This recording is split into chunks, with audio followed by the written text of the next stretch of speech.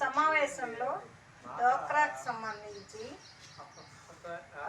అలాగే micro finance ఎక్కువగా ఇబ్బందులు పడుతున్నారు మహిళలు. దీని మీద ప్రభుత్వం కూడా వెంటనే చర్యలు తీసుకోవాలని చెప్పేసి ఐద్వాగా డిమాండ్ చేస్తూ ఉన్నాం. అలాగే ఊరూరా కూడా గ్రామ బెల్ట్ షాపులు కూడా ఎక్కువవి. అవి మహిళలకి విద్యార్థులకి కూడా ఇబ్బందికరంగా ఉండేట్టుగా బెల్ట్ షాపులు నిర్వహిస్తూ ఉన్నారు. ప్రభుత్వం ఈ బెల్ట్ షాపులు రద్దు చేయాలి అని చెప్పేసి కోరుతూ ఉన్నాం.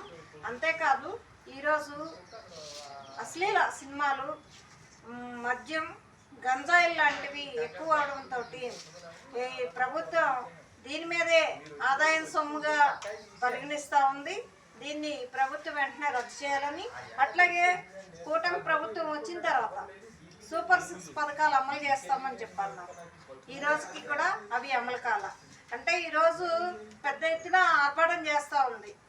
మహిళలకి ఫ్రీ బస్ ఆగస్టు 15 నుంచి ఇస్తామని చెప్తా ఉన్నారు. అది ఓన్లీ ఆ జిల్లా వరకే అని చెప్పేసి చెప్తా ఉన్నారు. జిల్లాకు కాకుండా రాష్ట్ర వ్యాప్తంగా ఉండే విధంగా ఉండాలి అని చెప్పి ఐద్వా ఈ సందర్భంగా డిమాండ్ చేస్తా ఉన్నారు.